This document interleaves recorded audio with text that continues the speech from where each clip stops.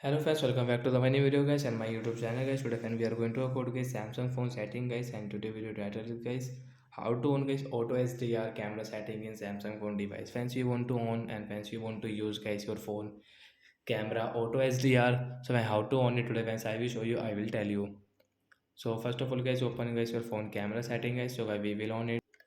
So after on phone camera setting guys, you can see guys your phone auto HDR here guys. So auto HDR guys, we will tap here friends. You can see make your pictures pop by capturing more details in the bright and dark area of your shots. So guys, we will tap here to on it.